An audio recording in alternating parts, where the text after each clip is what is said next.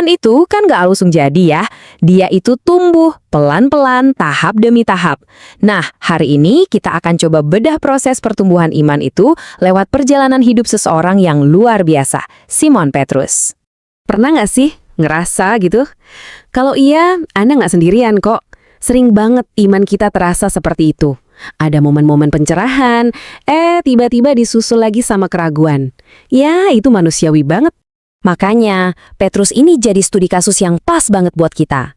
Perjalanannya dari seorang nelayan biasa sampai jadi tokoh kunci dalam sejarah iman itu menunjukkan sebuah pola yang bisa banget kita pelajari.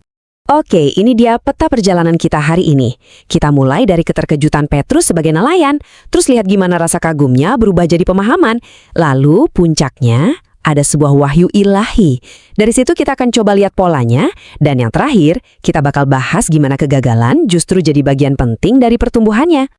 Oke, babak pertama. Semuanya berawal di atas perahu.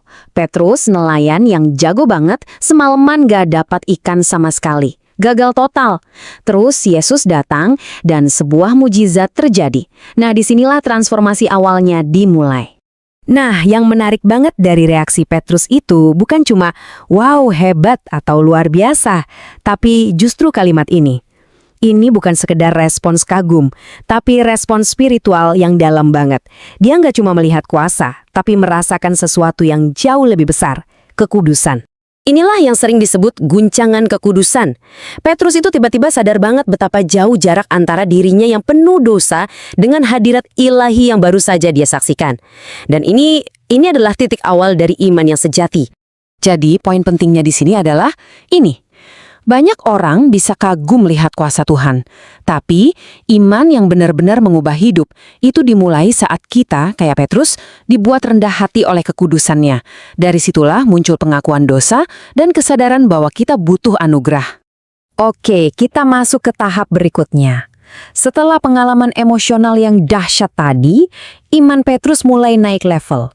Dari yang tadinya cuma merasa, sekarang mulai mengerti. Ini adalah momen yang krusial banget. Yesus gak lagi nanya, kata orang aku ini siapa? Tapi, kata kamu, aku ini siapa? Ini pertanyaan yang meminta deklarasi pribadi, yang mengajak iman untuk gak cuma jadi penonton, tapi jadi partisipan. Dan Petrus, dia yang menjawab.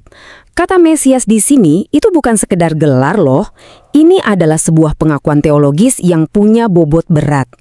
Artinya, sang raja, sang pembebas yang dijanjikan, yang udah ditunggu-tunggu bangsa Israel selama ratusan tahun. Nah, di sini kita bisa lihat pertumbuhannya dengan jelas. Iman Petrus itu udah nggak lagi cuma bergantung pada rasa kagum karena lihat mujizat di perahu. Sekarang, imannya punya fondasi, punya dasar, sebuah keyakinan tentang siapa Yesus sebenarnya.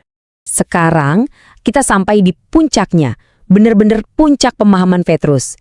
Ini adalah tahap di mana imannya menembus batas pemikiran manusia dan masuk ke ranah pewahyuan langsung dari Tuhan.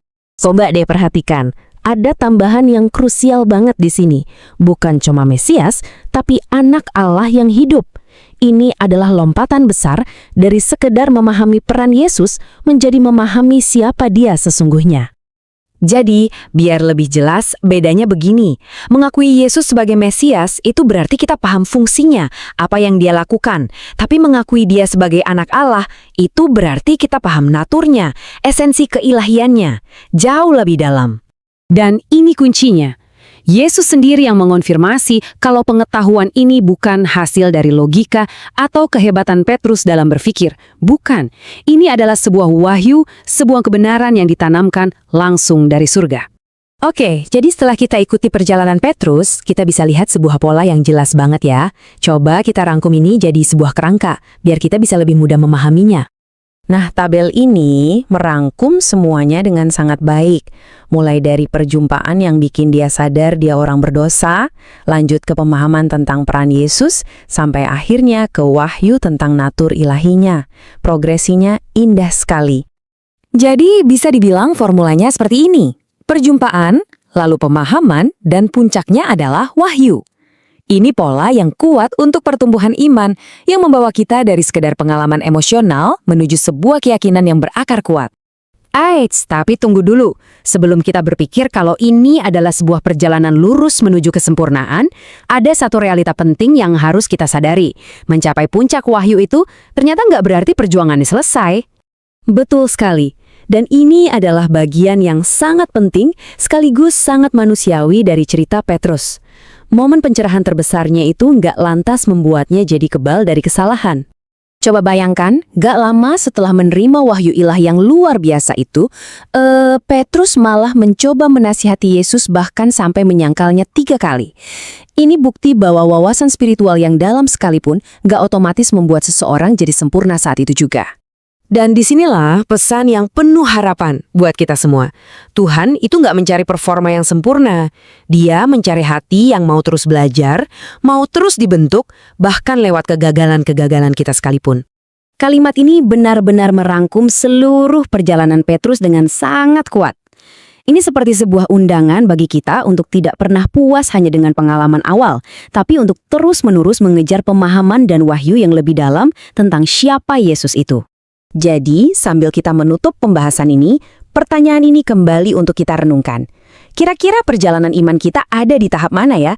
Apakah sedang dalam perjumpaan, pemahaman, atau sedang mengejar wahyu yang lebih dalam? Dimanapun posisi kita, ingatlah bahwa ini semua adalah sebuah proses pertumbuhan yang terus berjalan.